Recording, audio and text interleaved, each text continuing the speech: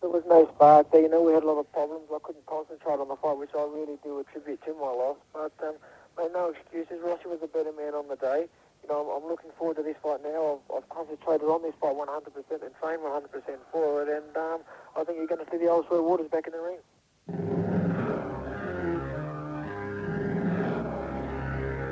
Recapping the top stories in this bulletin, television producers have been warned to show caution after 2 teenagers were maimed by a homemade explosive inspired by the TV show A Country Practice. And each household in flood-bound Nyngan will be given $3,000 financial relief. It's 12:10. Mike Bailey, Sydney weather. Mike says cool to mild, mostly sunny days ahead. Cold night, though. Light to moderate westerly winds freshening on Sunday. The expected temperature range tomorrow around 19 degrees. For Monday and Tuesday, mainly fine. It's 19 degrees at the moment, and that's average. Humidity at 42%. Winds from the west at 22 kilometres per hour. The boating weather forecast for Sydney coastal waters, Broken Bay to Port Hacking and 60 nautical miles seaward. The wind southwest to westerly at 10 to 15 knots, reaching 20 knots at times. The sea 1 to 2 metres and the swell at 3 metres. It's 12:10. There'll be more Macquarie National News at 1 o'clock. Righto footy fans, on 2GB News Talk 873. It's time for the world of football. Here's Greg Hartley and Peter Peters.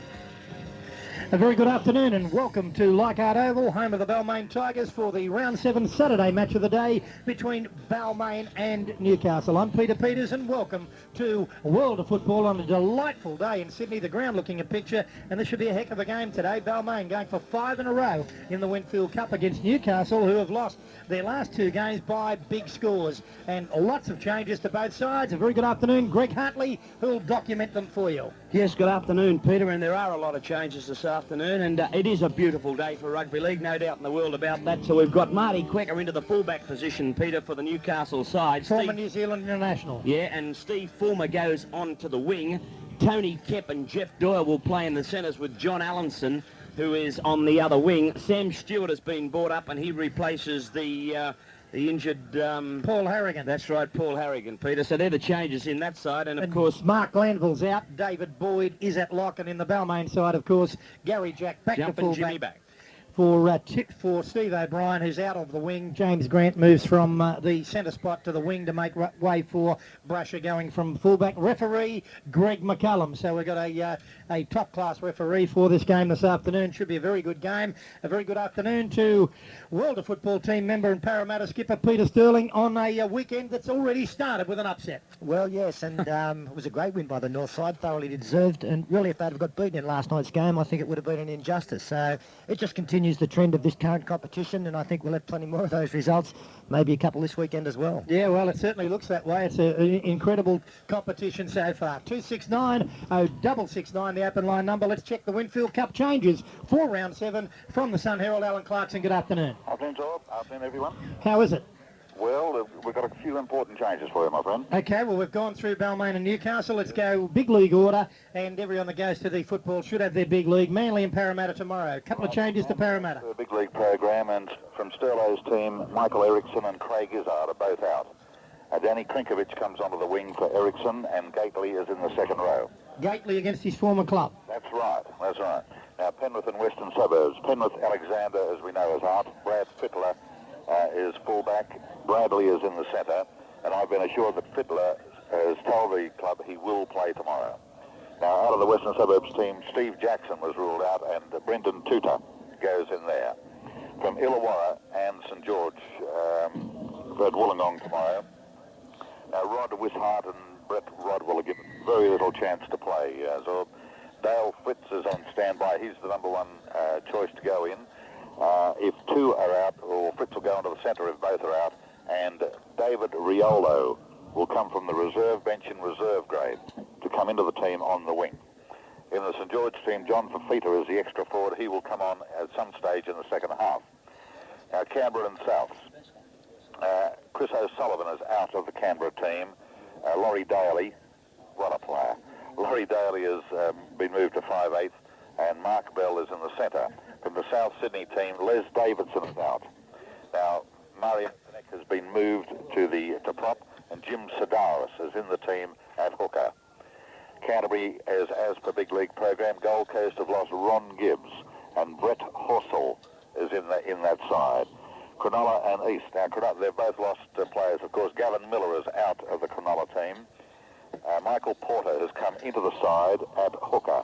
Luke Massey shifts to the front row. Dan Staines to the second row. And the new skipper is Andrew Ettinghausen. Out of the Eastern Suburbs team, Rod Silver and Wayne Portlock were bracketed at fullback. Portlock will play. David Smith and Hugh McGahn are both out. Mick Delroy is on the wing. Jim Bell comes into the team in the second row with Paul Vorton shifting back to lock forward. Mate, and that is it. Thanks very much, Clarko. We'll see you at Leichhardt a little bit later on. Righto, buddy. Okay, Alan Clarkson, the Sun Herald, with a very big day and for the Australian Rugby League yesterday in Brisbane. And congratulations to the Australian Rugby League. They have allotted $25,000 for flood victims towards the government fund for flood victims in New South Wales and Queensland out of their state of origin money coming up for 1990. And some big news in new appointments to the Australian Rugby League. Joining us, the chairman of the Australian Rugby League, Ken Arthurson. Good afternoon, Ken. Good afternoon, Peter. Well, a very good meeting yesterday, and congratulations to the league. 25,000 out of state of origin money for the flood victims is a marvellous gesture from our game. Yes, thank you. A lot of the clubs are also individually doing something on their own behalf, of course. Yeah, they certainly are, but I think that's great from the ARL. Ken, a very interesting day and a pointer to the future.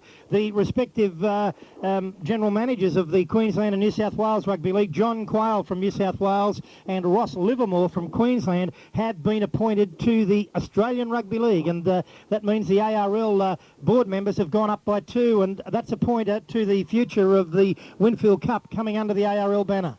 Well, yes, the reason for that, Peter, we had the articles of association of the Australian Rugby League altered to include the general manager of New South Wales, John Quayle, and also Ross Livermore from the state of Queensland, because, as you know, with the proposed expansion of the Winfield Cup, we're moving towards the establishment of a national body to control that competition, and I think it's very important that people like John Quayle and Ross Livermore are able to contribute towards the setting up of that new body. Yeah, I think it's very interesting, Ken, and obviously it's the way to go. Also, very interesting yesterday, to my mind too, that the new delegate to the international board, or 2 new delegates, and one includes your right-hand man at the Australian Rugby League, your general manager Bob Abbott, along with the deputy chairman Tom Drysdale.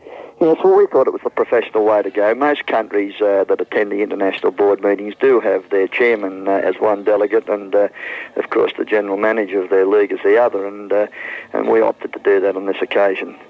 Okay, and in accordance with the English Rugby League, they have requested that no clearances be given for the following players that have pulled out of the Great Britain Tour, and I understand that yesterday the Australian Rugby League accepted that request from Great Britain, or from the English Rugby League, and that David Holm, Paul Holm, Kevin Ward, Des Drummond, Steve Hampson, Ellery Hanley, Andy Gregory and Les Holiday, if they apply for clearances to play with Winfield Cup clubs, they will not be given. Yeah, well, as a matter of fact, we acted a little bit sooner than that. As soon as we heard that Great Britain had decided to ban those players from being given a clearance to play in Australia, we immediately took action and advised all the clubs not to negotiate with these players. Yesterday's meeting at the Australian Rugby League simply endorsed that action, but we very firmly support it. We'd feel the same if our players were involved and the reverse situation applied.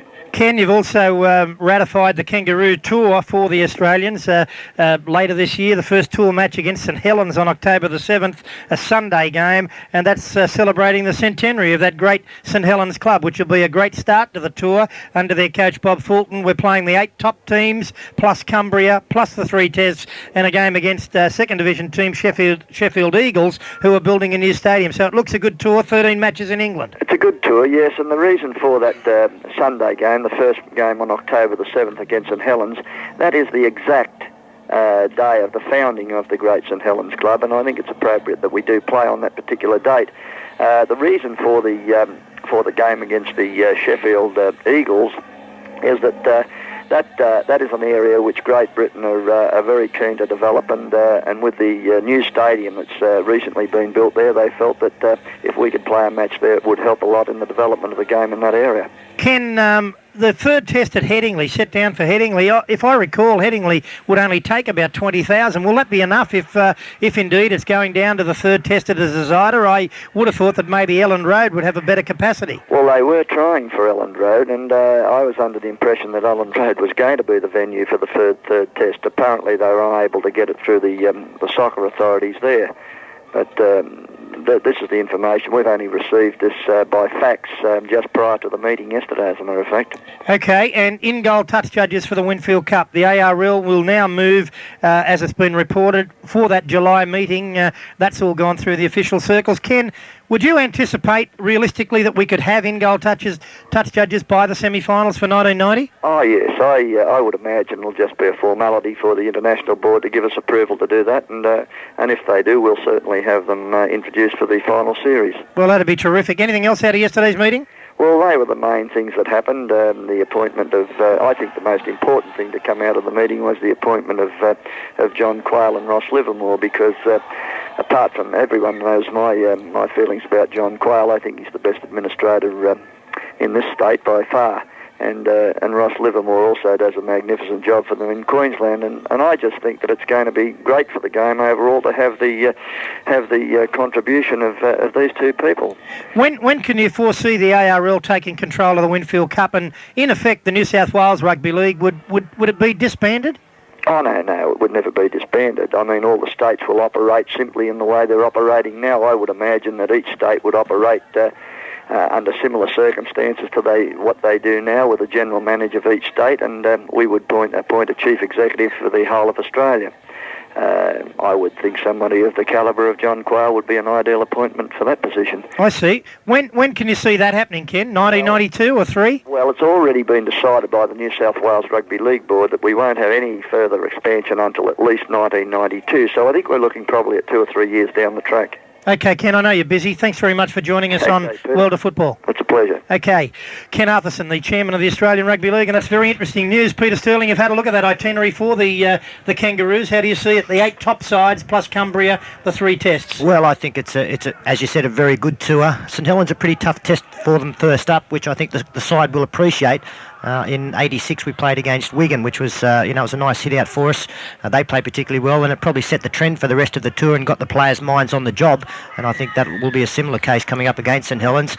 A little bit surprised with talking about the Elland Road Headingley venue for the test. It's certainly Elland Road is a much more favourable venue. Yeah. But I see that the Leeds United Soccer Club are almost certain to go up from 2nd Division to 1st Division next year, and I think they're sort of jealously guarding their ground there, which is a shame for the Rugby League. Hopefully something can be sorted out for that in the future. Yeah, Headingley is a great ground, but as we said, 20,000 would see it out, wouldn't it? Well, it would, yeah, and that's for a test match over there, they're going to be expecting much more than that. So we've seen what problems that can be caused in sporting fixtures over there with overcrowding, and that's hopefully that they'll certainly look at the safety aspect of thing very closely. Okay, 269-0669 if you'd like to talk to Greg and myself or Sterlo. We'll be here for you this afternoon out of Leichhardt Oval. Delightful day. It's 6-0 in favour of Newcastle over Balmain, and in for a try go the Balmain Tigers, 6-4.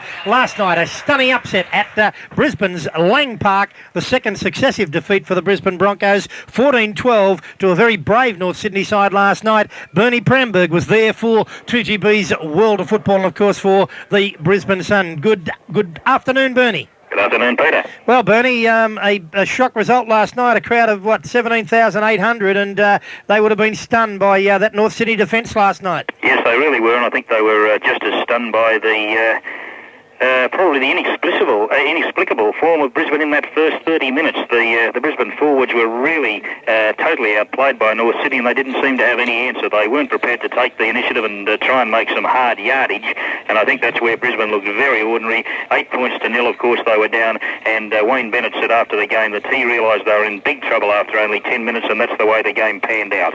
It certainly did. It was a terrible blow for Wally Lewis last night. What's the feeling in Brisbane today? Obviously Wally may have come back too early. It certainly looks that in retrospect now, but was he pushed into that, Bernie?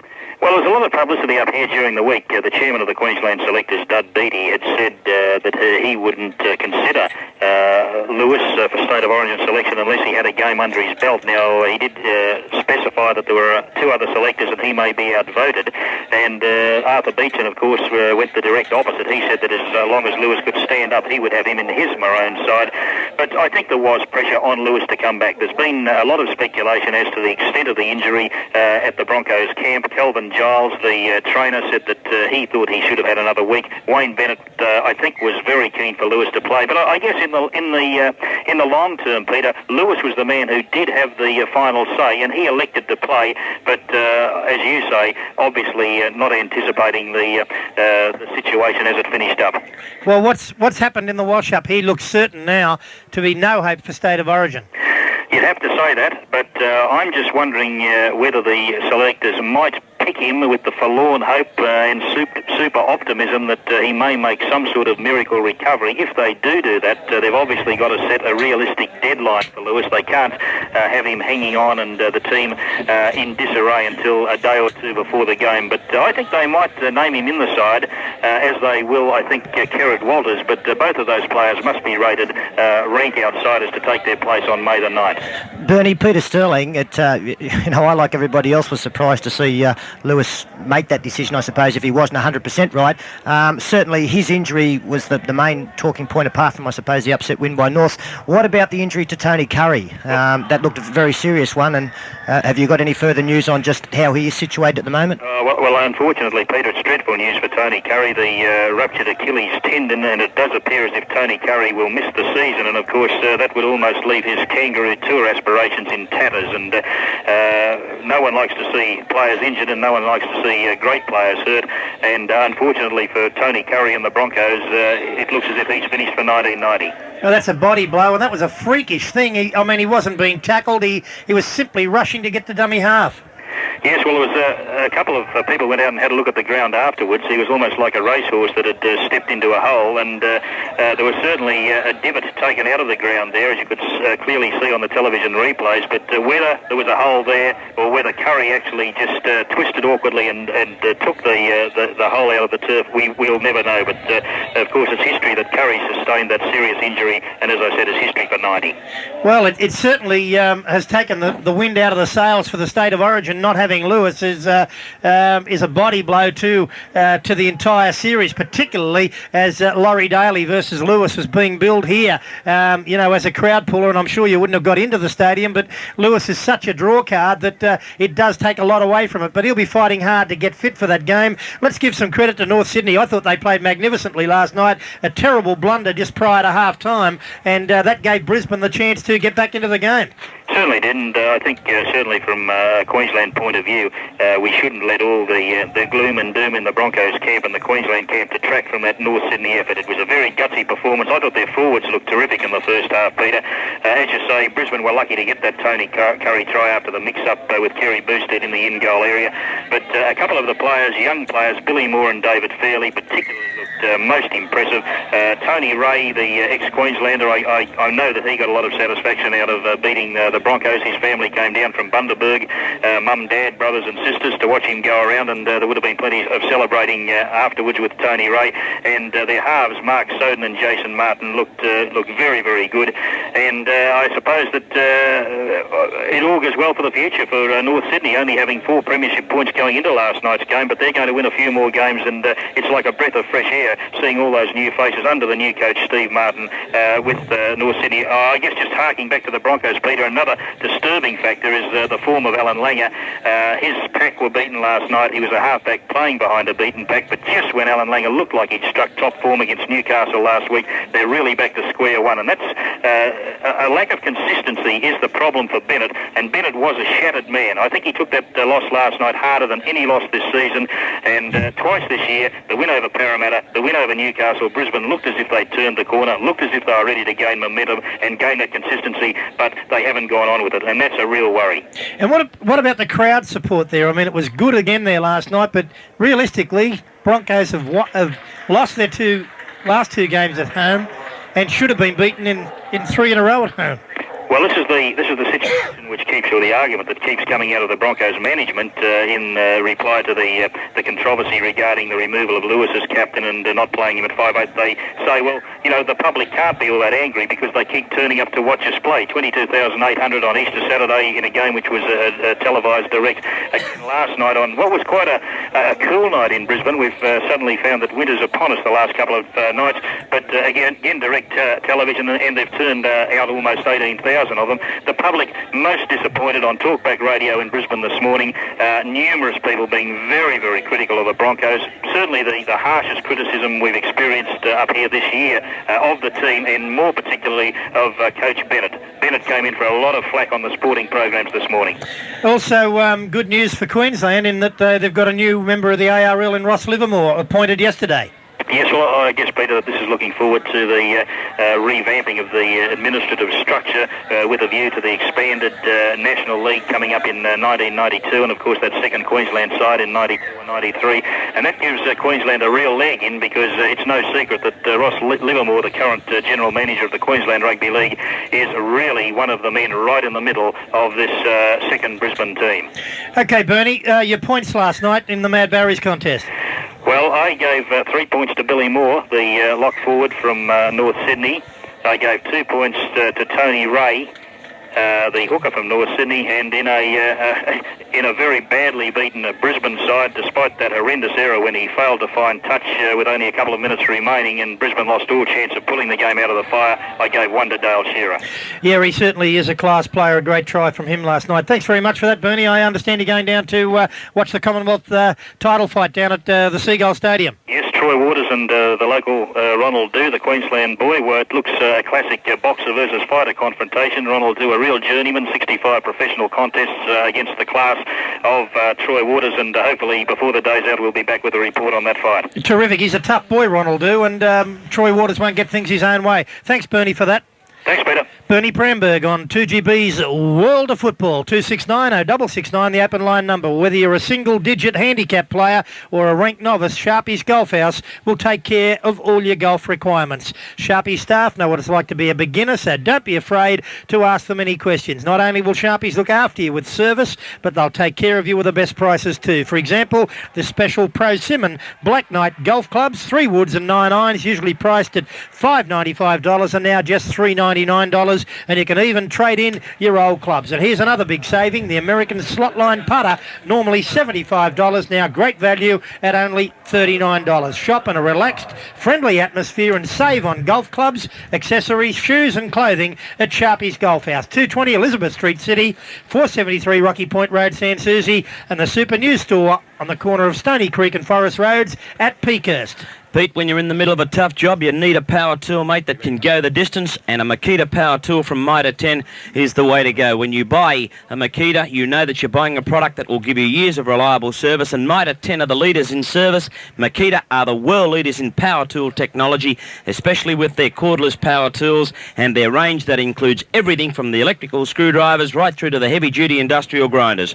Makita power tools, go and see the experts at Mitre 10, where you'll get great choice there, great prices, and most of all, you'll get great service. Makita and Mitre 10, they're a great team, Zorba. They certainly are, and there's a restaurant in Sydney that's famous for its Greek food. That restaurant is Diathanes in Pitt Street. Whether you visit Diathanes for lunch or dinner, Nick and his friendly staff will make sure that your meal is one to remember. From mouth-watering lamb done the Greek way to traditional moussaka, calamari, famous Greek salads, and super specials every day. Great food, the finest wines, Tyrrell's wines there, and outstanding service is what you'll find at Diathanes, right in the heart of the city at 336 Pitt Street. For bookings, phone 267-8956. For Greek food at its best, it's Diathanes every time. OK, the scoreline here is Newcastle 12, leading Balmain 6 in President's Cup. Sideline eye, Tony Peters with the Newcastle Knights coach, Alan McMahon.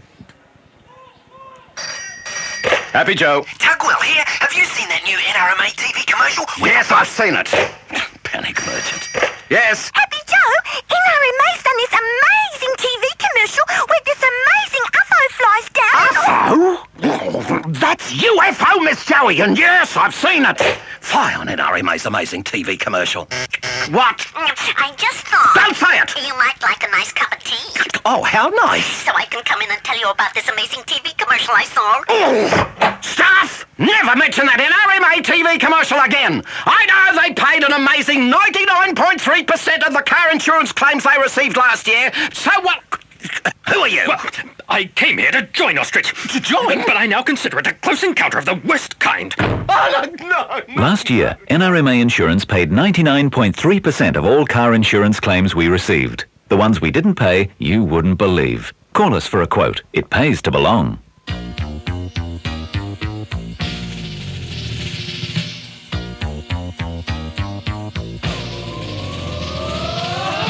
On 2GB News Talk 873, this is the world of football.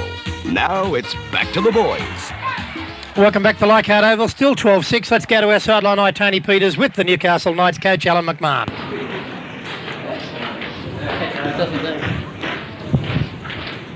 Thanks, Peter. Well, Alan, the Knights' reputation at home has taken a battering in the last fortnight. Just exactly what's gone wrong? Well, we've conceded too many points, mate, you know, and what we've got to try and do is stem the tide and try and prevent all those points being registered against us. For some time, the Knights' ground has been a graveyard for sides to come to. Everybody's dreaded the trip, yet the last two matches you've conceded 51 points, and defence has always been a very strong part. It's been the cornerstone of Alan McMahon coach teams. Well, that's right too, you know, it's amazing what can happen within a fortnight of the life of a coach, you know, so we've got to look to try and turn it around. You've obviously got plenty of injury worries as well, which doesn't help matters. No, but the quality of the replacement's good, I'm sure, that they'll back up all right. They're quite good kids actually coming through, so we're more than happy with the replacements. Alan, today's match against arch rivals Balmain, obviously there's plenty of rivalry between the two clubs in such a short period of time. Well, there's been some very close contested matches between both of us, and they haven't been probably without the few problems here and there without the other matches, and hopefully that'll be avoided today. But there's certainly been some very close calls between the matches between the teams since we've entered the comp. Alan, you've beaten the Tigers twice at home. Down here last year, I recollect you should have got the money last year and lost it. So your record against Balmain isn't bad. Well, hopefully those hopefully those results of yesteryear can come forward and help us today. You've made plenty of changes, obviously, because of injury. Sam Stewart's back in the side, and this Kiwi international, Marty Cricker's back in the side. We haven't struck him before. What can you tell us about him? Yeah, Marty Cricker's a pretty competent bloke. He come to us with a big reputation. He's played quite well in the 6 or 7 matches that he's had with us so far, plus the trials. He's a game customer, and he won't succeed from not the want of trying. He's a good boy. The Balmain side are playing very well. They've won 4 on the trot, heading for another one at home. Their side's very settled, Alan. They haven't had to change their side very much in recent weeks. Obviously a big plus when you're looking at the changes you've had to make. Well, yeah, they're quite fortunate. I'm led to believe that they've had their injury problems through too, early on in the season. We've just come to the situation, I think every club goes through them, where you get a few injuries, and therefore it tests the strength of the club, and we're under that test today. Alan, is it a plus, though, with Balmain having 6 of their players having to back up for midweek? Well, I don't know too much about that. I don't think it was a very, very physical game on midweek. There was nearly 60 points scored, so therefore the emphasis wasn't on defence. And, so I don't think they'd be knocked about too much from the guys that have to back up. I would assume that the best way for a side like Balmain to be beaten is to be bustled out of their rhythm virtually from the start. Is that a fair comment? Well, if we can do that from minute 1 to minute 80, that's not a bad game plan to go in with. Alan, just off the topic a little bit, you were quoted last week in the weekend paper here in Sydney on the refereeing debate, indicating your favour of having 2 referees on the field at the one time. Is that a fair comment? Well, I think it is. He desperately needs another pair of eyes, doesn't he? He's got his major concerns when the side's got the ball is the ruck and the 5 metres. So if he had another pair of eyes, that'd help him a lot. You don't see a conflict between the two? How could it? Well, basketball referees are battling to get it right, let alone having 2 league referees. Well, I don't go to too many basketball matches. I don't know too much about that, but certainly they need someone arbitrating the ruck and someone arbitrating the 5 metres, because at the moment, under the current laws, one bloke can't do it. In-goal touch judges? Well, anything to take away the doubt. If there's a doubt, well, great if you can take it away. One other point, Alan. Jason Edwards, a young fellow from Toronto, scored 4 tries on Wednesday for the Countryside. He's a Newcastle under-19. He's played President's Cup football for Newcastle, has he not? No, he hasn't. He's played in the lower grades, SG ball. He's only a young fella, Jason, and he showed us something on Wednesday that we never doubted that he didn't have. He's got a lot of pace, the boy. And Jason couldn't make one of our trials earlier on in the year, and unfortunately, therefore, couldn't be considered for selection. And he is a gifted little player, and he's very, very quick, and we certainly got the invitation to him to at least come and trial again with us. He's obviously very elusive. You can't track him down. Well, that's a problem. I think he stayed down here with relatives, and we're just trying to track him down to get him to come to training. Alan, thanks for talking to me. Good luck this afternoon. Back to you, Peter. Okay, thanks very much. Alan McMahon there with Sideline Eye Tony Peters. Half-time, President's Cup. It's 12 points to 8 in favour of Newcastle over Balmain. And we'll take some calls on the open line, 269-0669. Very, very shortly. Peter Sterling, last night, a very controversial incident in that game at Lang Park with the pass by from Kevin Thompson to Kerry Bosted behind his own goal line. And for mine, that's a no-no. I don't think a pass should ever be thrown there. Talking to you before the game, you've got a different point of view. Well, I do disagree. I'm very glad that it didn't cost North the win last night. You know, that would have been just too much for them to bear. Excuse the pun, but I have thrown them behind the try line, and I think in the right situation a pass can be thrown there.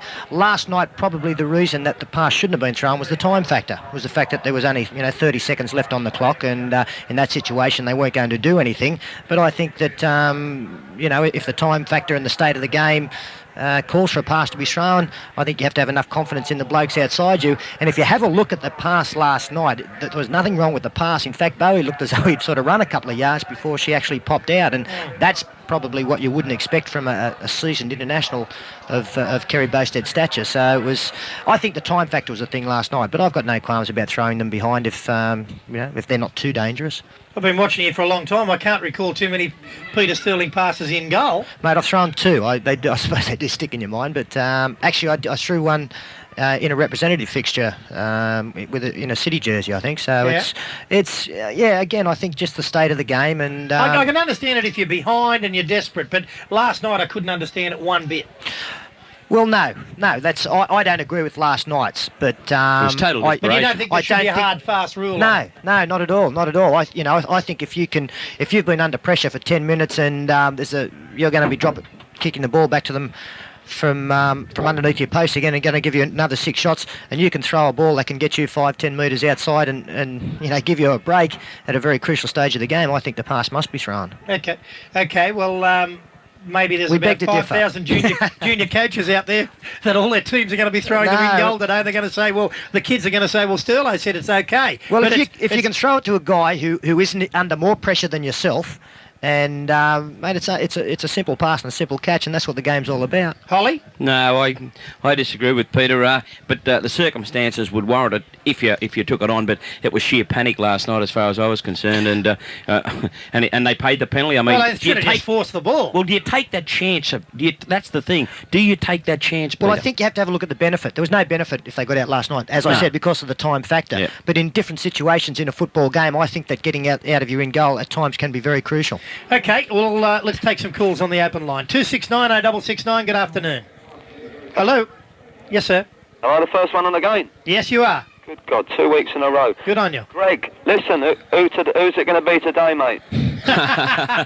Well, the way that... You can't wait to get out of the tab, can you? Come on, who's it going to be? Don't start telling me about... No, well, the way they're knocked around, the Newcastle side, I mean, it'd be suicidal for me not to tip Balmain.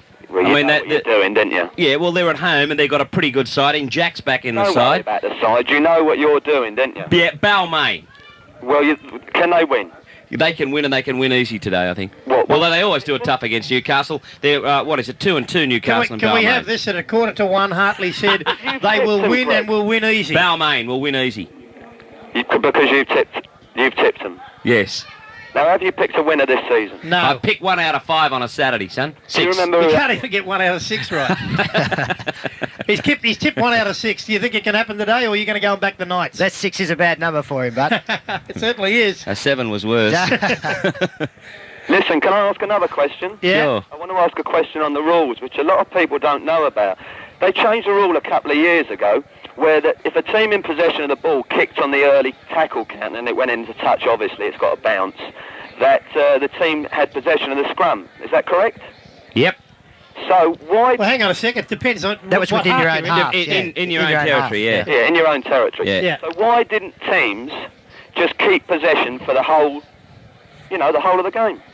Yeah. Well, you're never going to score a try if you stay in your own half. It's tough to win a football game. The other team's not going to score, are well, but mate, but that's not the point. Nil-nil so you've got you sound like you're from England, and that might be a soccer mentality. We don't like a 0-0 scoreline here, but it's. Mate, I thought it was a great rule for the kicker. It was a super rule because as you say, you could keep the opposition possession down to a minimum, but obviously, that was only to the extent that you were trying to work down for better field position to the other end of the field to put on some points. But I think that sides took full advantage of it, and really it wasn't a rule that the spectators adhered to by any stretch of the imagination. It was pretty boring after a while. Being in your own territory. Well, I appreciate it's boring, but being in your own territory in rugby league's been like in somebody else's bed with someone else's wife. It's not a good place to be. Thanks for your call. 269-0669. Good afternoon.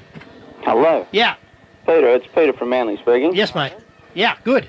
That's good. Listen, just following on from all these upsets that are happening. Yeah. I've got a run a football tipping thing at work. Yeah. And, I watch the football every weekend, listen to the programs, read the papers, and over the last couple of years I've run just about last.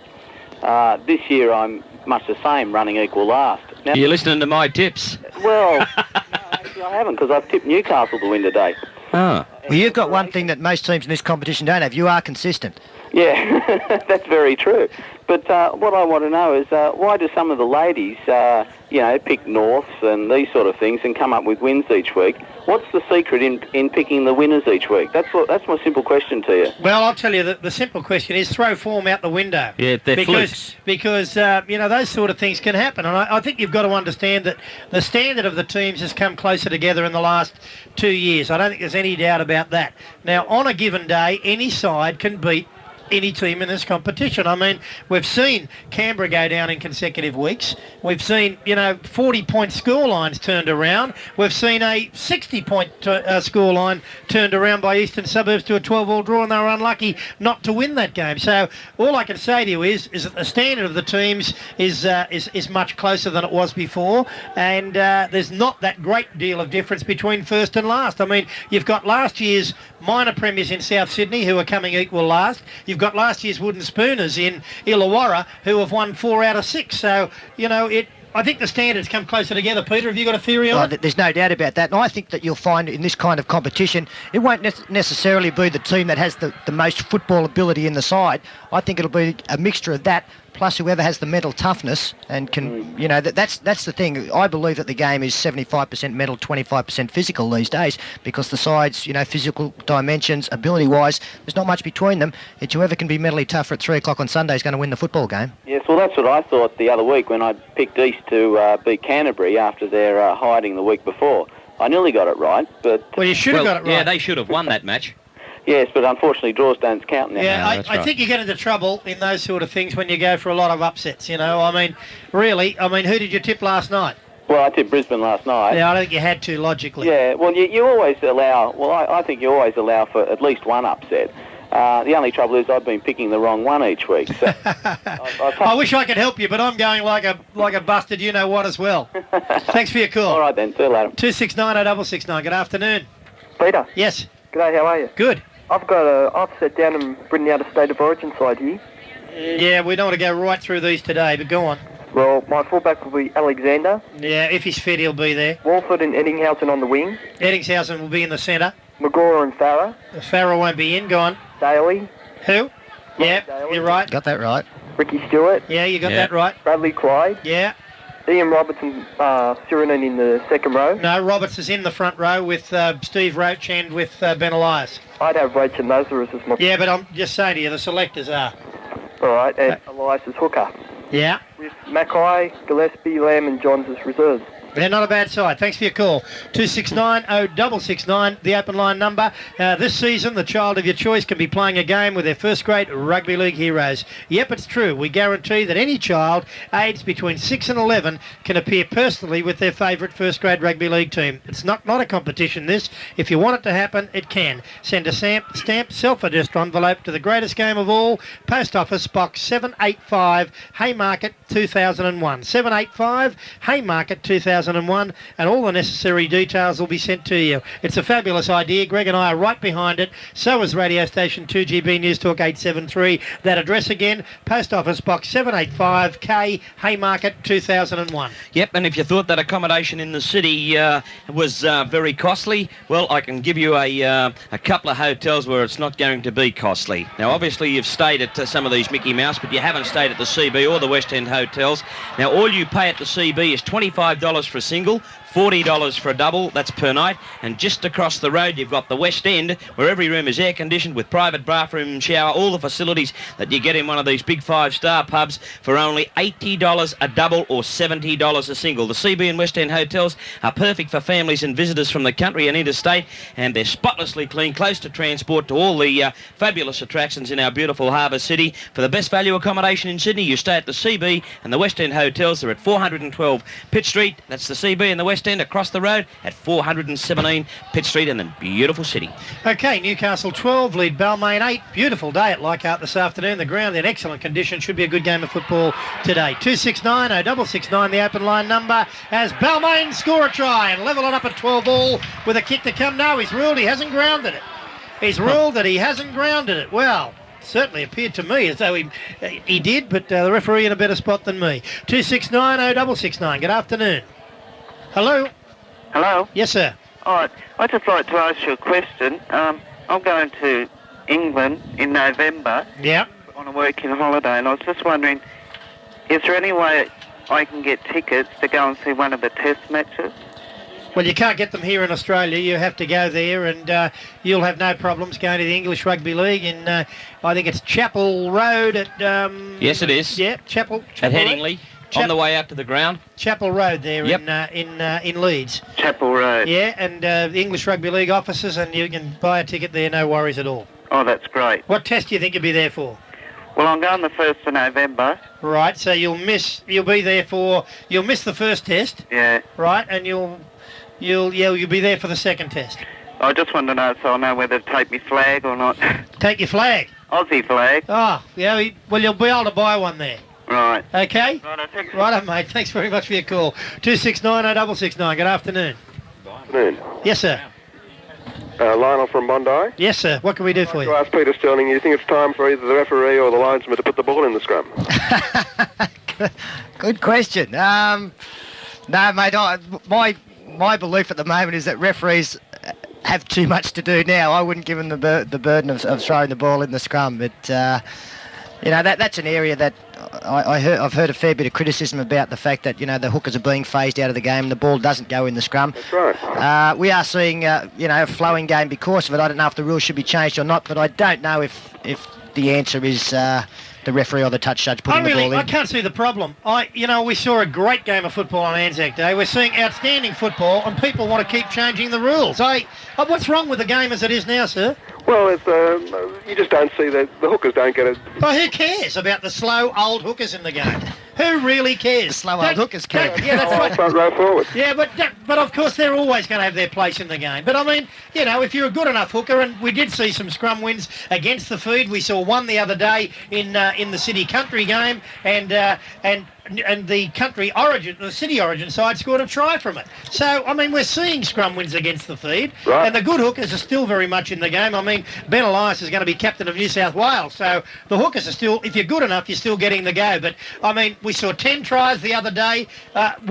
If you could tell me there's something wrong with the game, I would say, okay, let's look at changing some rules. But under the current setup, it looks pretty fine to me. And some of the referees, I wouldn't trust them to put the ball in the centre. No way in the world if I was a coach. I'll tell you what, you ask the hookers themselves just if they like the setup, and there's not one that would say no at this stage. They're getting a fair share of the pill, and they like it just the way it is, because at least they're going to be credited, even the ordinary ones, with some scrum wins.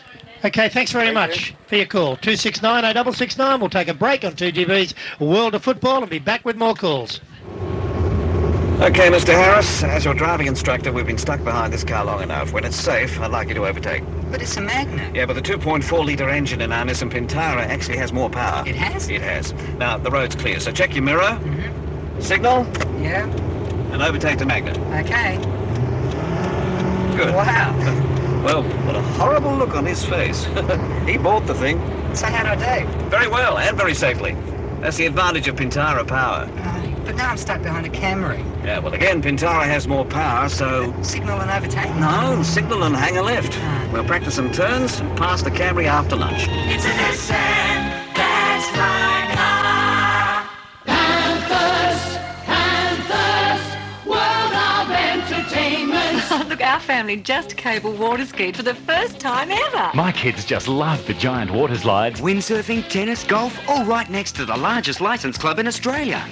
We've got more than you might think. Panthers, Panthers. Mulgar Road, Penrith. No other resort does it better. World of entertainment. From the tradesman to the home handyman, the biggest name in power tools is Makita. Makita from Mitre 10.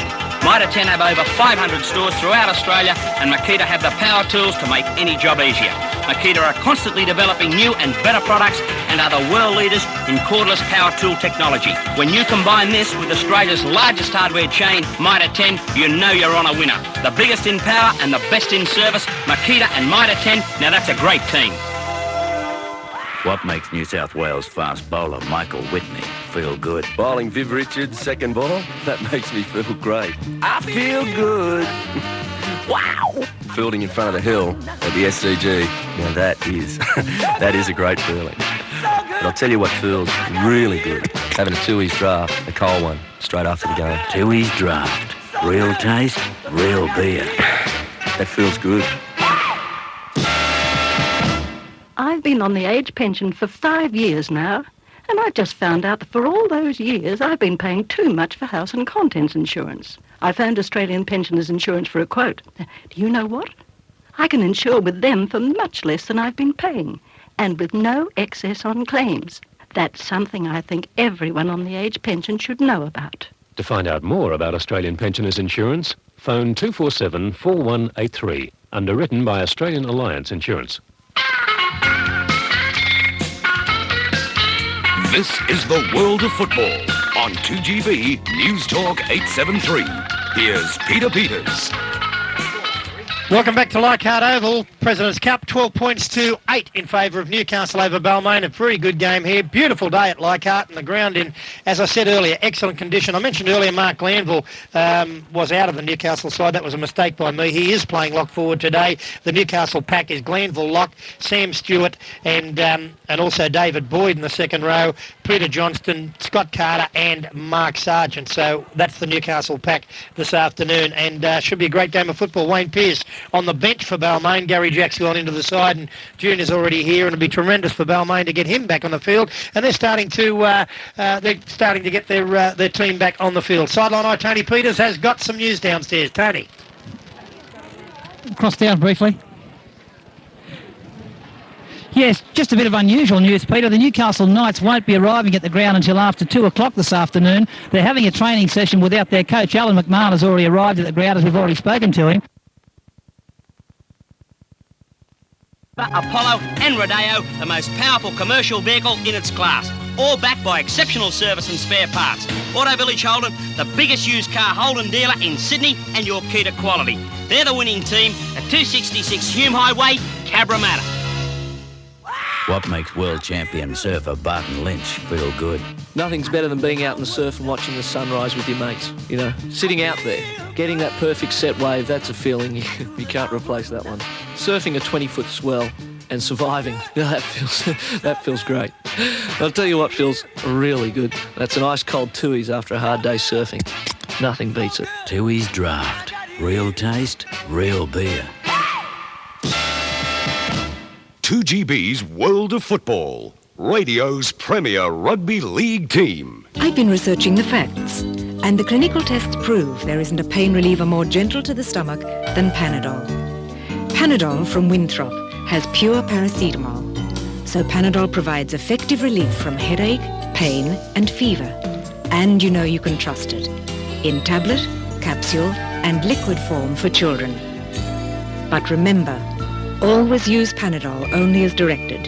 And please, see your doctor if pain persists. Do you drive a truck or own a fleet of trucks? Then what would you say to a free 3-day trial of an Isuzu, Japan's biggest selling truck? No, there are no catches. Each Isuzu N-Series demonstrator is ready for you to put to the test in your business for 3 days absolutely free. The Isuzu 1.5 to 4 ton range starts from only $18,990. You want to try an Isuzu free for 3 days? Call Clive Delmege at Gilbert and Roach Homebush on 764-0179. 1 down, 5 to go. You're listening to the World of Football on Sydney's #1 rugby league station, 2GB News Talk 873. Here's Greg Hartley and Peter Peters. Welcome back to Leichhardt Oval. The Young Tigers in the vanguard now. They lead by 14-12 over Newcastle. Fiery game this one with 12 minutes to go in President's Cup. 3 players sent to the sin bin, Greg Hartley, and 1 player there that would have done Jeff Fennick justice in the all-in brawl. He stayed on the field. Yeah, he escaped, Peter. It's a young fellow. I don't know how he escaped, but the touch judges, as far as I was concerned, were absolutely blind. But that's another story. The Balmain Tigers are in the bin, and he's out there scot-free. Okay, so we'll leave that and let the league look after that. Let's now go to, well, I've just heard the news here that the front page of the Newcastle Herald, I think it is, this morning, carries a story that Warren Ryan will be coaching Newcastle next season and not Alan McMahon. I understand McMahon is very upset, doesn't want to talk about it. I've just spoken to Warren Ryan, who's just laughed it off, said he got a call from a journalist yesterday in Newcastle to say, would you be interested in coaching Newcastle? And Warren said to him, I'm interested in coaching anywhere if the money's right, as he's a professional coach, but and his contract's up at Balmain this year. But that's all that was said to him, and there is the story today that he's got the job. That he's got the job. So a few weeks back it was East that he'd had the job and hasn't spoken to them for the season. So certainly the silly season has started. But what does that do to a football side, Peter Sterling, on the day of a big match for them? Well, it's certainly not going to help them by any means.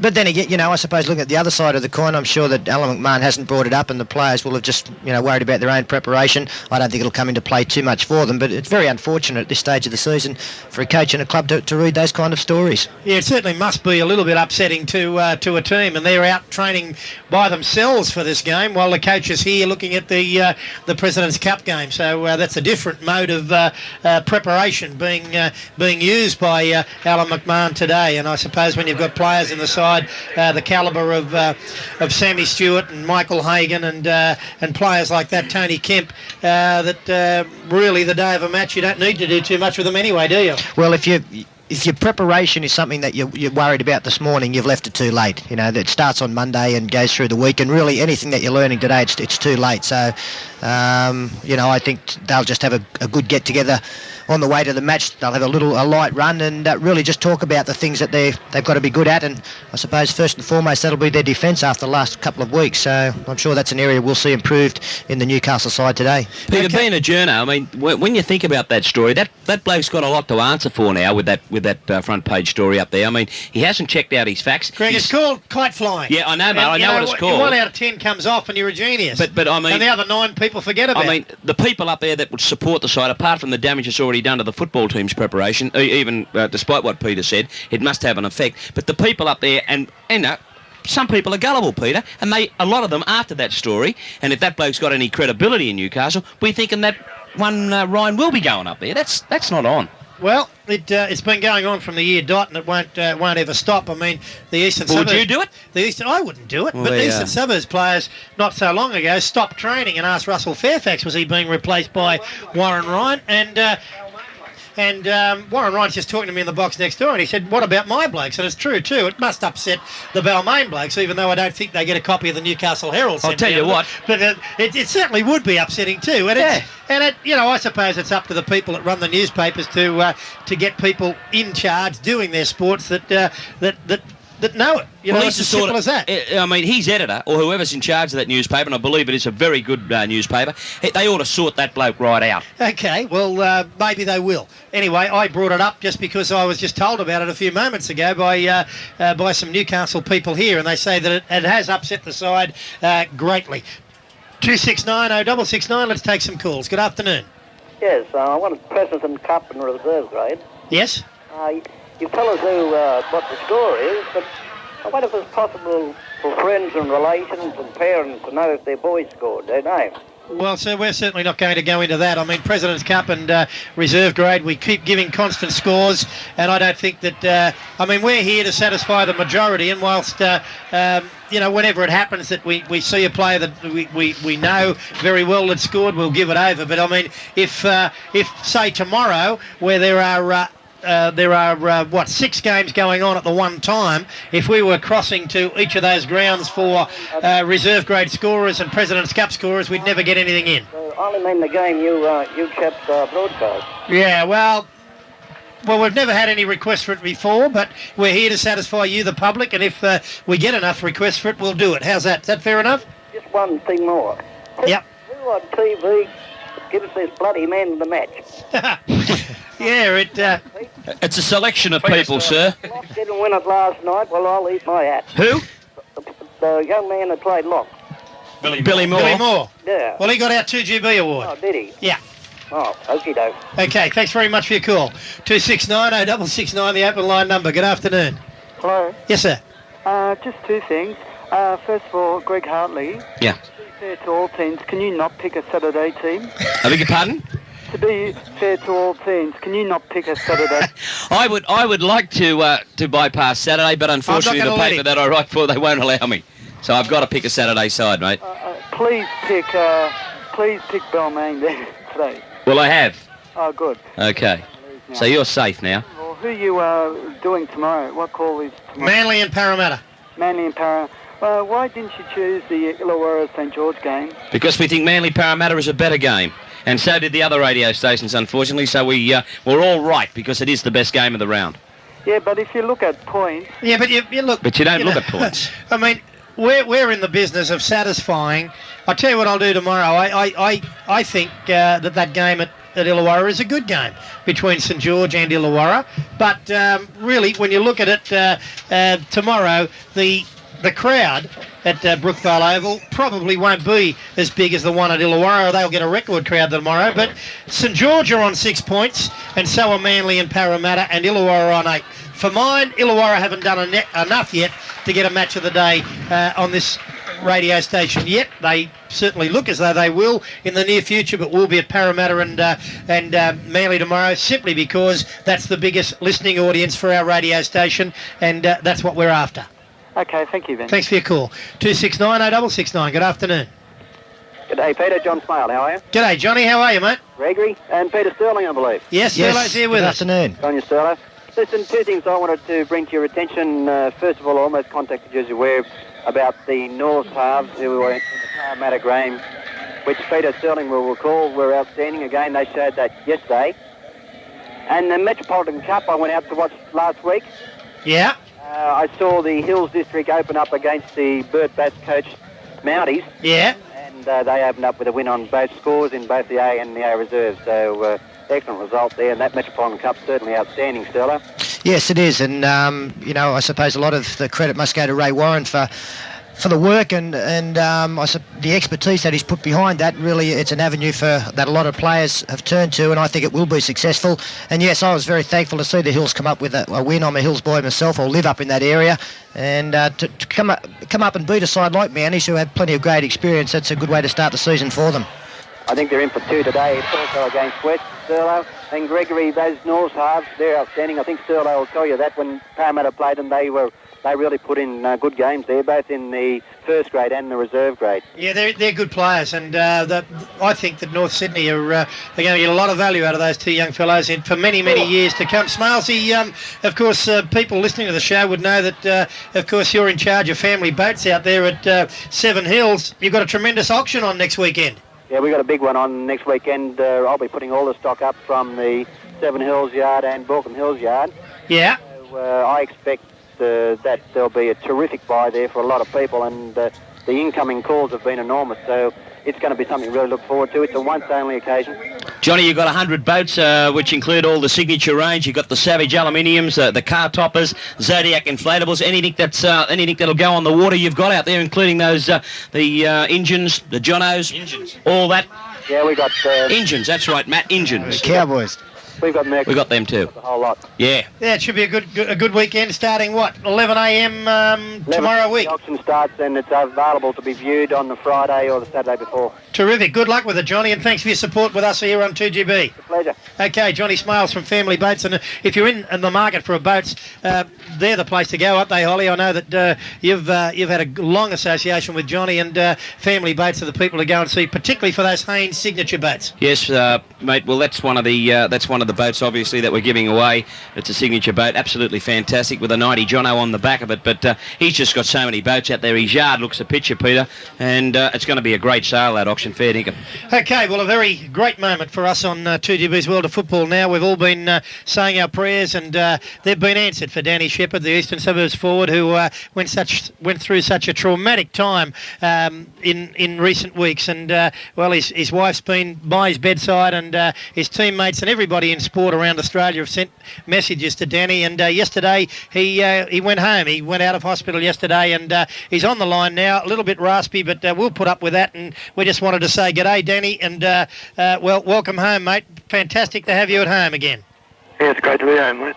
Yeah. Well, it's been a terrible time for you, but I suppose right now all you're worried about is just enjoying your family, enjoying life, and getting back on that road to health again. Yeah, that's right. Yeah, just put a bit of weight back on and get a bit of strength back. And yeah, you looked a little bit skinny coming out of hospital yesterday. Yeah. How much weight have you lost? Over 20 kilos since I've been in there.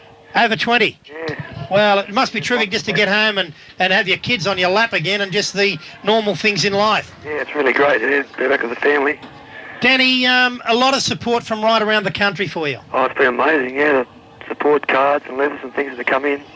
I just come from Fiji and Perth, Northern Territory, everywhere. All over New South Wales, Central New South Wales. Danny, when you recover completely, you're going to obviously stay in the game in some capacity, I would imagine. Yeah, I don't know what I'll do, but I'll stay with it. Yeah, I love the game, so it'll be solid.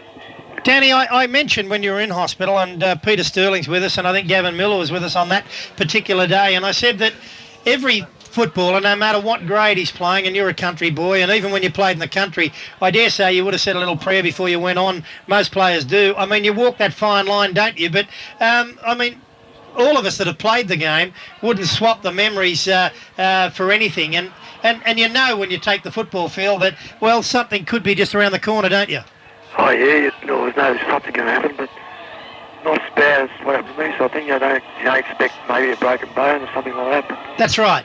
Not to sort of go into a coma. That's something you just don't expect. Of course you don't. Danny, when was the first time that you realised, was it immediately you were conscious? Did you realise that you were in a lot of trouble? Or, I mean, being in a coma is something that none of us can relate to. No, I didn't know nothing until even then I sort of didn't know how long I'd be out for, Nick. I thought I didn't know what to think. So you didn't know what had happened for those days? You were just oblivious to it all? Yeah, I didn't know nothing about it. Okay, your wife's been a tremendous support to you. She's been great, terrific, yeah. She's just been there every day for you, a couple of times a day, and your kids too. Every day, for 5 weeks. I understand Eastern Suburbs have been very good to you too. Oh, Ron Jones has been great, yeah. She couldn't ask for anything more. He's looked after my family while I've been in hospital, and he's been really great, yeah. Danny, how long is it going to take for you to completely recover, mate, and you can get back, as Peter said, back to your normal way of life? Oh, the doctor said at the end of the year, before I'm completely recovered, like, I'll be strength and everything back. They tell me your kidneys are starting to work again, which is a great sign. Nearly 100%, the doctor said. That, matter of 3 or 4 weeks, and they should be back to normal again. Have you been made aware? Obviously, you have that that there was a very special service for you from the Cardinal, and that your teammates were there and everything else. That's a wonderful gesture, wasn't it? Oh, it's terrific. Yeah, I've seen a bit of film on it. It's great to see so many people turn up. Yeah, Danny, Peter Sterling, mate, nice to talk to you, and on behalf of all your peers, we're very thankful that the good news and that you are back at home. Mate, I suppose one thing that, we've all learned through this game is the support that you get throughout it, not just from the Eastern Suburbs fans or, the Parramatta fans, etc., but the broad spectrum. That must be very gratifying to know that people across the whole range, were so concerned of your welfare. Yeah, it's been unbelievable the amount of support I've got from everywhere, yeah. And that's, I think that's one of the good things of the game. Obviously, probably the fact that you did have the serious injuries has put the spotlight on the less nice aspects of the game, I suppose. But as Peter touched on earlier, I suppose that's just something that we all wear, and it's a risk we all take when we run out. Yeah, that's right. Yeah, it's just Well, mate, take care, and all the best I know that once it's in your blood, you're going to always have some involvement in rugby league. Look after your health, and all the best, certainly from your fellow players and everybody else. I'm sure that's the case. Okay, thanks a lot. Good on you, Danny. Hope to see you at the football game very shortly. Danny Shepherd there on 2GB's World of Football. Isn't it great that young man is out of hospital again, out of hospital now, and he can get on with his life. Probably won't play rugby league again, but there's plenty of things that he can do to keep in touch with the great game of rugby league. 269-0669, the open line number. If you need accommodation, whether it's for business or pleasure, the El Toro Motor Inn at Warwick Farm is your home away from home. Choose from the various styles of accommodation available, from 2-bedroom family units to deluxe suites, or even an executive apartment. Situated 22 kilometres from Sydney Airport, the El Toro is the ideal motor inn for your travelling reps. Ask about the special El Toro corporate rates for regular company bookings. Of course, El Toro too is the home of that fabulous Jason's Restaurant, one of the best in the West. Call them today on 602-7077 for all your accommodation needs. The El Toro Motor Inn at Home Pride Avenue at Warwick Farm. Yep, and if you fancy something to drink, well, here's something to tickle your fancy, and that's the Great Aussie Ring Tickler. The Great Aussie Ring Tickler. Oh, That's that. Any more questions? They're very popular in San Francisco, they tell me, and also in Oxford Street, top of Oxford Street. Yeah, well, the Great Aussie Ring Tickler, it'll tickle the ring straight off your can of drink, I can assure you of that. And also your twist tops, anything that you need, your ring pull cans and your pop cans, it can help you open those also. You can get it at Kitchen Wonder Shop, Stratfield Plaza Cellars. You can go down there to Lucky's Bio Cheap at Reesby and San Susie. They're on tap all around Sydney town. When I say on tap, in all the bottle shops, a lot of the pubs have got them, Peter. We didn't expect they were coming out of the tap. They come in 6 terrific colours, and it's bulletproof. So it's terrific. You can go rubber bank, and if someone shoots, you can just hold it up. Not going to knock you around. It'll save all the skin on your hands. Yeah, terrific, Greg. Taking those twist tops off the whole lot. 269. And you're going to do it next time. Yeah, but like the Great Aussie Ring Tickler. Okay, let's go from that to get a little sense into this show. Let's go down to our sideline eye, Tony Peters, who's in the grandstand, and one of his unusual interviews now with one of the nice ladies in rugby league, Steve Roach's charming wife, Kathy. Tony.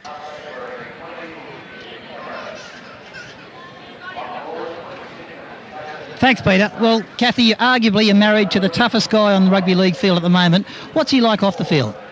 Off the field, I think people would be very surprised that he's not as tough, and he's definitely a very soft person underneath. Occasionally he gets tough. It's tough to handle occasionally, but not in the way you see him on the field. Being as big as he is, I guess you've got no say either, have you? Oh, no, Tony. Now, a wife, as most good wives out there know, that there's no problem with that. You know how to get around your husbands. I won't ask any more. Kathy, you worked as a nurse. Has that helped you at all in your life with Steve Roach?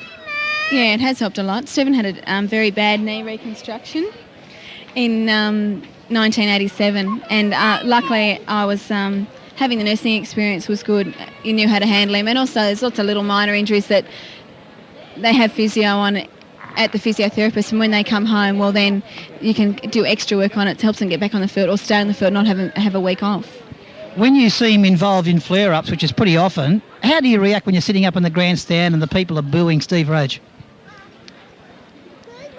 Sometimes you can see, I think Steve Roach has got that Steve Roach tag, and so you know that he's going to be singled out probably a lot of times, that a lot of other players may get away with it. And I know that Steve also gives as much as he gets, or gets as much as he gives. So you just sit there, it's not part of you, you don't have to worry too much about it. So, yeah. But it must be depressing knowing that, you know, people ring up and talk back and they say, well, what would have happened if Steve Roach had have done what that fellow did today? It would have been a different thing. It's certainly, you just should try not to get involved too much in it. You're best to stay on the sidelines and give them support, and it doesn't always help to sit back here and say, oh, that shouldn't have happened or this should have happened, because it does happen. You accept it, and just that's the way the game is. Kathy, so far one honour has eluded Steve. How difficult has it been going without that premiership, the last two grand finals?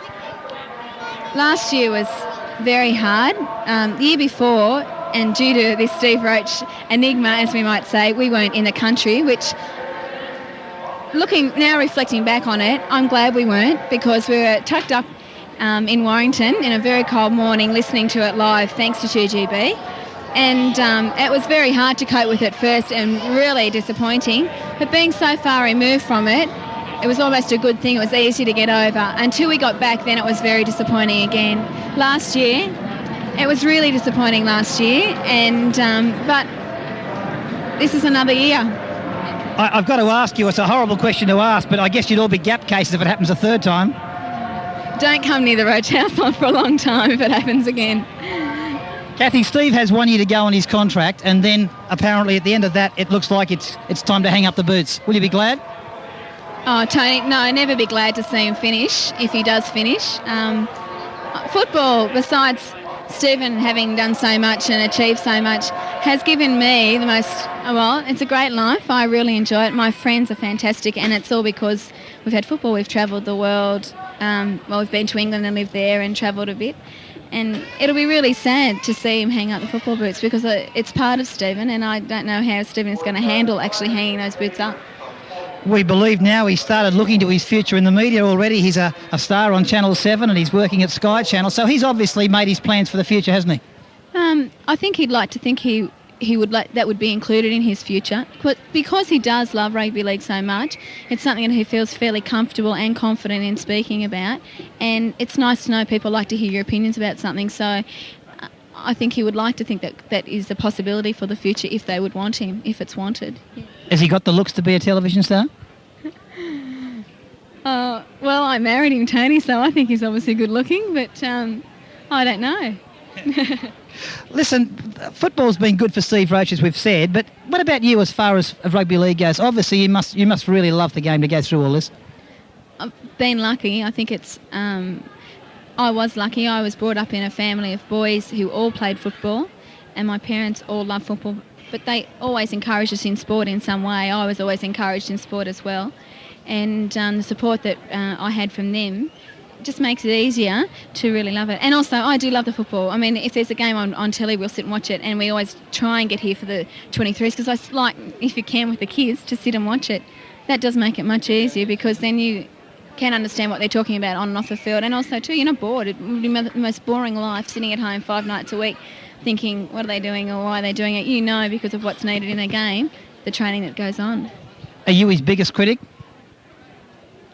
Probably next to Warren Ryan or Mr. Gibson.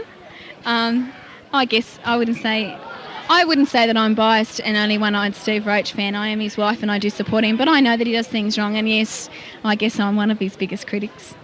One of the big attributes that Steve Roach has got that a lot of people don't know about is his loyalty. Now, he's turned down big offers to join other clubs. He could have been at another club this season if he really wanted to be, but he's a very loyal person, isn't he? Oh, he's a very loyal person indeed, and a lot of people just don't realise how loyal he is. Changing football clubs, yes, is one thing, but if you show Stephen, well, I guess what he would give back, as he always says, you only get out of something what you put in, and he's an extremely loyal person, yes.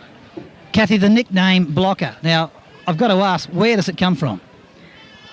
Blocker comes from many, many years ago in Junior League, and also Wayne Pearce when he first came in. Stephen's obviously a big fellow, and they say that he was a block of units, and they call him Uni or Blocker. So, yeah, that's basically where it comes from.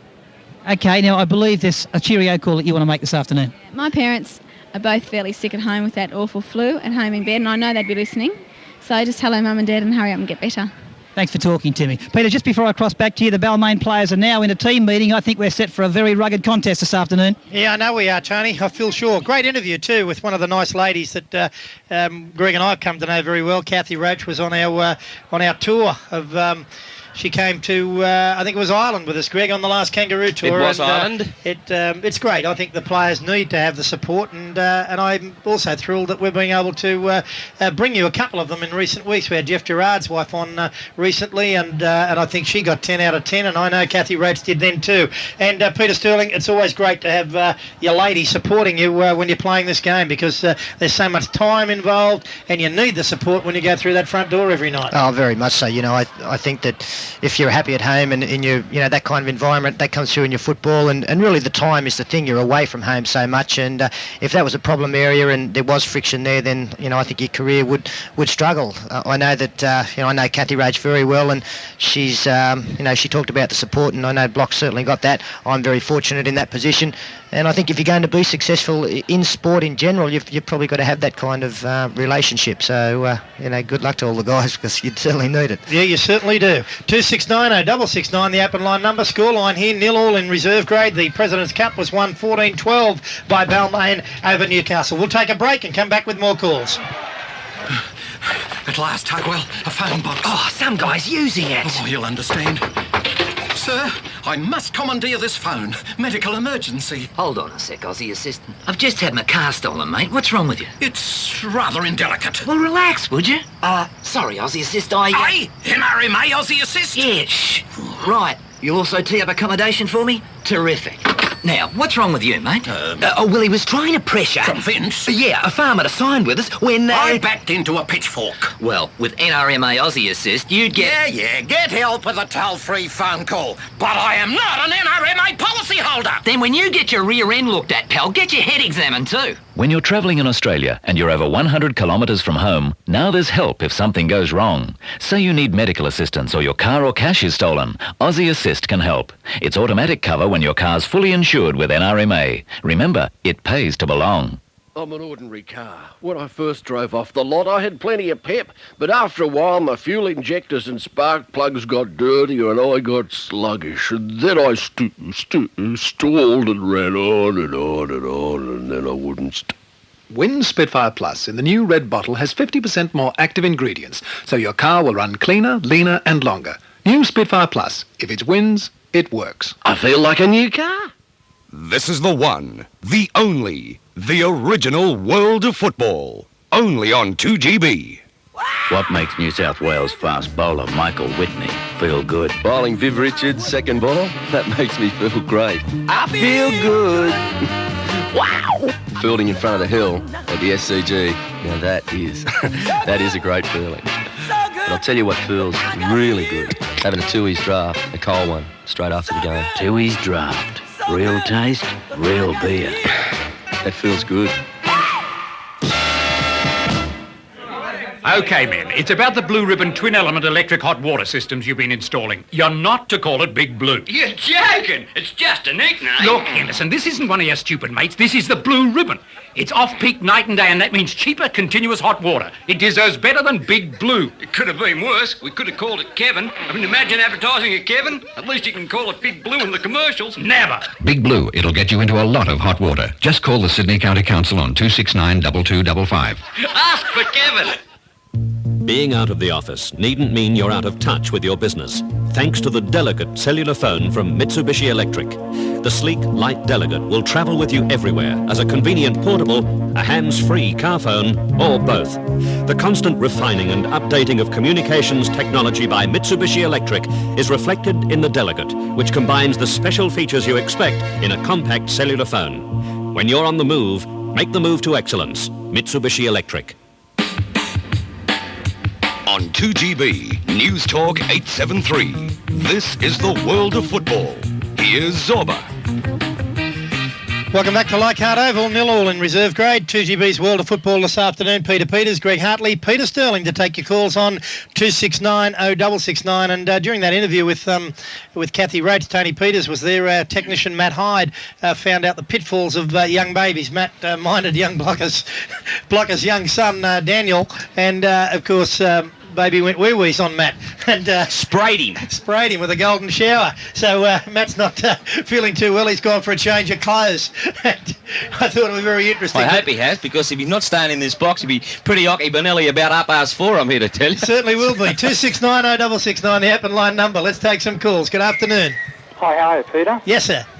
Just a call about the controversy over the offer Penrith made to Brad Fittler. Do you know the actual details of it, what they were offered him? Yeah, I know that's pie in the sky, that particular story. You know, Penrith aren't in the habit of letting young players of his ability go, and they've made him a fair offer. I know Phil Gould very, very well, and I know that the kid will be offered a contract in keeping with his ability. I think, you know, it was just a quiet day.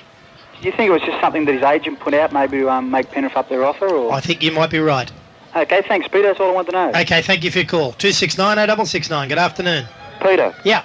Mate, I won't take up much of your time. I know this is a subject that's been covered very extensively over the last week or two about Ricky Walford's possible selection in the State of Origin side. And yeah. I just wanted to respond to your observation on Wednesday. I went out and saw the game. Yeah. His technique was poor, and perhaps pretty is as pretty does. Now, in the corresponding game last year, and I'm sure Warren Ryan would support this, he made one of the best cover defensive tackles that you would have seen last season. He gave Graham Lyons 4 metres start. He was the bloke who, as you know, scored 4 tries on Wednesday. Yeah. And threw him into touch. Now, he's no mug and he's not slow. Now, the tackle counts appear in the Mirror every Monday, and something that doesn't appear are the missed tackles. Yeah. They're more important, aren't they? They are. They're more important than the number of tackles. And I question some of the ways some of the clubs handle those differently. Sturlo's probably best equipped for that, but some of the clubs' tackle counts are just a joke. I mean, as long as you attempt it or you touch it, or, you know, what if some guy's first in on the tackle and then another 2 come in? Who's credited? To my mind, only the first guy, because he's first in. But Pete, I think they're a joke. Oh, yeah, I pay very little attention to them, and as you say, it varies from club to club just how they do treat them. Yeah. You know, you see 4 guys coming in, the last guy's a flop and he gets a tackle for that, whereas the first up tackle was the effective one and stopped the football is the one that should be credited. So I wouldn't pay any attention to that. Just on the Ricky Walford, you know, like I've never seen a problem in his defence. He's the best finisher in the game at the moment, and I thought he had a fine game for country on the weekend. I'll be very surprised if he doesn't earn himself a blue jersey. Yeah, I understand that he will be in the side, so he'll get his chance, and then he can prove to everybody then how his defence really is. I mean, he's got to be given the opportunity. He scored 146 points last year, the top point scorer in the Winfield Cup. He's done nothing wrong this year. He scored 2 tries the other day. I think you'll find him in tomorrow night, and the world's his oyster there, because he'll be up against the likes of Michael Hancock and whoever else the Queenslanders have on the wing. Just quick, Pete. You said quite correctly about the tackle counts. Now, this is a statistic that you wouldn't have available to you. I'm one of the 2 St George statisticians, and I had many chats with you at the back of the Standard Jubilee last year. Yeah. He missed 3 tackles only in 21 first-grade games last year. Gee, that's interesting. It is, and if they're looking for special-purpose wingers, and if you can remember back a few years, the Australian selectors were prepared to put Ross Conlon on the wing for a special purpose. Yeah. Peter's pointed out, he's a good goal kicker. He's scoring his try a game this year. He's the best finisher in the game. And as you would know better than most, when you get close to the players and you spend a lot of time, you really feel for them. And I'll be very disappointed if his name isn't read out in the State of Origin side when it's picked. Well, you can crack open a bottle of champagne tonight, providing he gets through tomorrow without injury. He's in. And we'll win tomorrow. You'll win tomorrow. I can't pick you guys. You're the trouble for me. Every time I tip you, you get beaten, and every time I go against you, you win. But they look as though Wishart could be out, and also the little halfback Delaney. If they're both out, and maybe the centre Rodwell, well, I agree with you. I think St George will be too strong, but they're going to be tough to beat down there. Thanks, bud. Thanks for your call. Interesting statistician there, and 3 missed tackles in a season for Walford. Well, that's, I've never seen Ricky Walford's defence as a problem. I don't think too many other players do, and I always gauge another player as to whether you'd rather play with him or against him. I know that I wouldn't mind having him out on the flank. No. He tackles a little bit differently. He grabs. He grabs. He's a grabber, but he's an effective grabber. Well, he's an effective grabber because of the speed he's got. Yeah. He can afford to let blokes go 1 yard past him and then go and get them from behind. And it doesn't matter how they end up on the ground as long as they do. That's right. I've heard that said before in a different context. When you buy any Samsung product from any Big Lee store, not only do you get a top quality product at rock bottom price, you also get a free family pass to a Friday night or Saturday New South Wales Rugby League game. So you could be here today, Buckshee. Plus you'll have a chance to win tickets to the Sydney State of Origin game and a fabulous all expenses paid trip to Brisbane for the Lang Park game. All you have to do is say Hollywood and Zorba sent you when you buy any Samsung product at Bing Lee. Products like the family size size microwave oven. Now, that's a great idea for Mother's Day. It has a big 650 watts of power and comes with a 2-year warranty. It was $299. Now you'll just pay $259 for the biggest Samsung bargains this side of Hong Kong. Trot along to Bingli. Discounts, if you're after discounts, there's only one place to go, and that's Mad Barry's. 50 stores across Australia, 19 stores in the Sydney metropolitan area. They're open 7 days a week up until 1 p.m. on Sundays. They've got windows and doors, they've got bathrooms, they've got kitchens, they've got pantries, bookcases, chests of drawers. Ideal for the home starter, ideal for the flat dwellers. If you're looking for furniture for the kids' room or your holiday homes, Mad Barry's are the place to go. The buying power that this organisation has got will stagger you. That means they can pass on those discounts to you all the time. So if you're looking for that type of furniture that I mentioned, once again, anything in the budget furniture area, anything in bathrooms, anything in kitchens, Mad Barry's. They're the people you've got to see. 269-0669, the open line number. Very tight reserve grade game. Newcastle 4, Balmain 2, and all the earmarks of a fiery game here this afternoon. Peter Sterling, you guys went to Newcastle with a job to do a couple of weeks ago, and I heard someone say to me that Parramatta approached that game. The Parramatta 3 grades approached the game like it was a grand final, and all 3 grades won. If your defence on that in that first grade game that day, and you led the side up and took it under yourself to knock over the big men like Sargent in the side, was criticised, I noticed, in the paper last Sunday as being almost illegal. It surprised me a bit because Parramatta have never had that reputation. Was that a once-off thing for one game or what? Mate, I hope it's a reputation we do get and we do earn because, against sides like Newcastle and Balmain, you've got to get to these big blokes and stop them their side or on the advantage line before they're getting momentum up. And, we got up very quickly, but I thought our defensive pattern was very good. And if we're offside, we expect to get penalised. So, I don't know who criticised it. I didn't see the story, but I certainly don't think our defensive pattern was any different to a number of sides that are running around in this Winfield Cup competition. You guys go into tomorrow's game against Manly at Brookvale with a win-loss situation. So you've got a pattern there that you've really got to start getting some together on the trot, haven't you? Well, we want that pattern to continue tomorrow because we had a loss last week and then stop it. So that's obviously the problem in the first grade side of Parramatta is a lack of consistency. We put together a tremendous performance against Newcastle, certainly had our opportunities last week against Balmain, led them 8-6 at half time. I don't think the final scoreline reflected the game I don't think there was a vast difference between the two sides, but as it turned out, on the day, Balmain deserved to win, and we weren't as good against Balmain as we were against Newcastle. So, we've got certain areas in the game that we have to work on. Defence is probably the major one, and if you're going to beat Manly, your defence has got to be very good because they ad-lib probably better than any side in the comp. Okay, you've had a good look at Balmain in recent weeks, and so have we, and I'm amazed, well not amazed, I'm pleasantly pleased with the form that Gary Freeman's showing. He's got our man of the match the last couple of weeks. You played against him last week. His play since he's been with Balmain has become more consistent, and he's now in the top bracket of halfbacks. I know he was a Kiwi international when he came here, but that rubbishy element that he had in his game early is gone. He's toned himself down a lot, and he's more a team player than he was when he first arrived. Yeah, very much so. I think that when he first came over, he was hot-headed and probably a little bit undisciplined, and in this competition you can't afford to be undisciplined because you won't stay in the game. I'm sure that Warren Ryan and his teammates have had a fair bit to do with that, and his form in the last couple of weeks have been very good. He's a good competitor, and you know that you got a tough afternoon when you're marking him at the scrum base. His work in defence is good. He's quite creative in attack, and probably the sort of halfback that Balmain were looking for a number of years. They always had plenty of ability at the club, but needed the direction in the number 7 shirt, and Gary Freeman has started to give them that direction. Okay, our sideline eye, Tony Peters, is with the Wiz now. Gary Freeman, he's called the Wiz because he looks almost like Steve Martin's twin brother. He's also known as the Wiz. His sideline eye, Tony Peters, with Gary Freeman. Thanks, Peter. Well, Gary, obviously a very intense build-up for this match. The Tigers have just finished their team talk, and Newcastle are having their own session this morning without their coach. So obviously a very intense struggle set for this afternoon. Yeah, it's going to be a pretty intense struggle, mainly probably in the forwards, I'd say, more than the backs. But I think if Balmain can contain their forwards, it'll take us a long way in winning the game. Obviously, this match brings back very bad memories for you. Oh, mate, I'm not worried about last year, mate. That's way behind me. I proved to a lot of people over here that I can come back after a crazy suspension like that and play good football, and which I did. And now I'm just following on this year and playing as well as I can.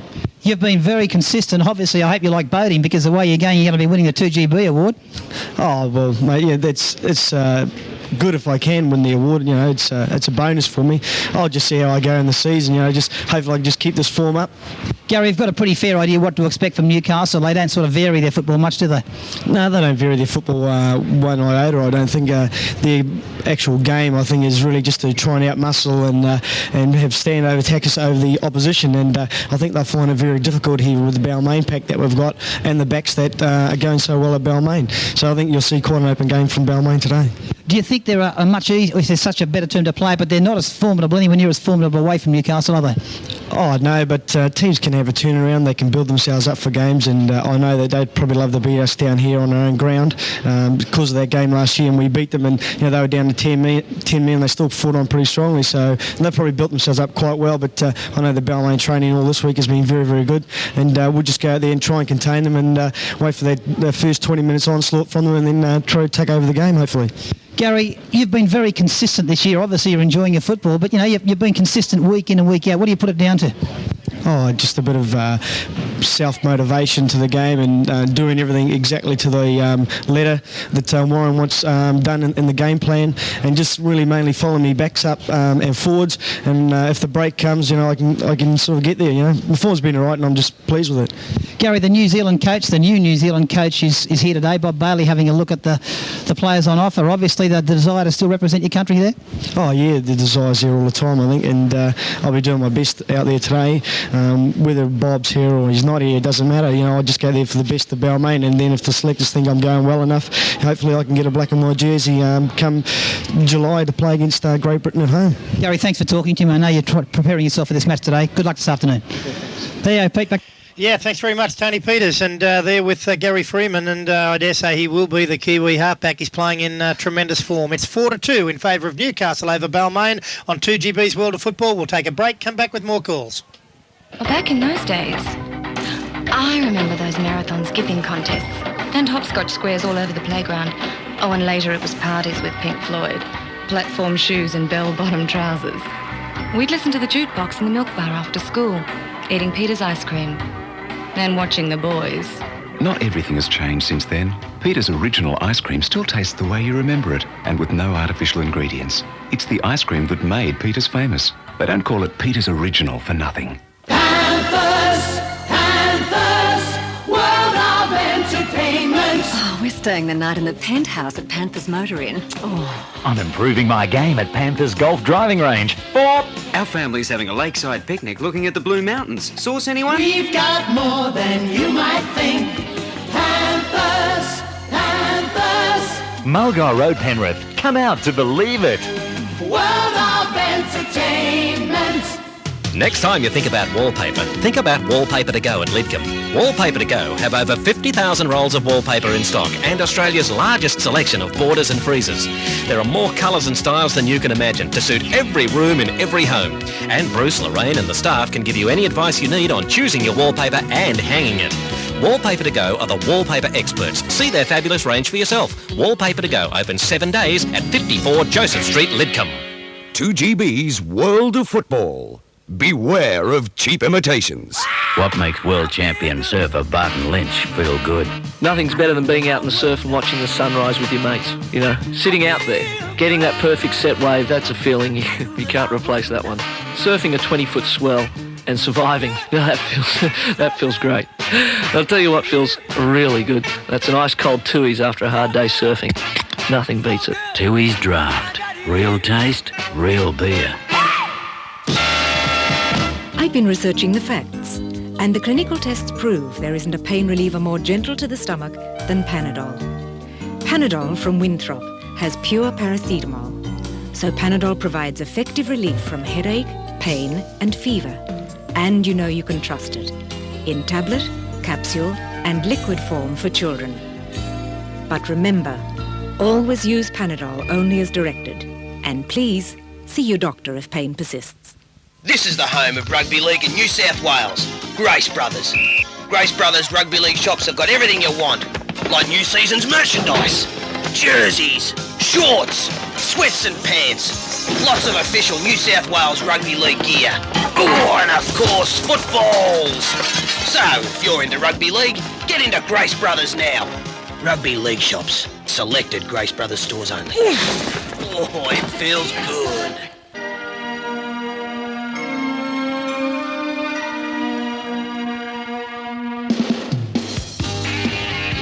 On 2GB News Talk 873, this is the world of football. Here's Zorba. Welcome back to Leichhardt Oval. It's 4 points to 2 in favour of Newcastle over Balmain with 10 minutes remaining in this first half of reserve grade. Just repeating, earlier game this afternoon, Balmain 14 beat Newcastle 12. And the Tigers no, they're not. Was it momentum? Yes. No. Touch judge. Good touch judging. The referee's going to ask him. The touch judge is in the field of play, which is an indication that it's no try. And now he's going into the touch. Greg, what happened there? Total confusion. He tried to give the referee an indication. If he thought it was a try, he would have walked into touching goal, but the fact that he stood back in the field of play, yeah, confused the referee. He's come out and asked him what he thought. He said no. He said, well, bugger you, I'm giving a try, and that's what he's done. Okay. He's overruled him. He certainly did overrule him. Let's go down to our sideline eye, Tony McGay now, who has the Newcastle Knights captain, Michael Hagan. Tony.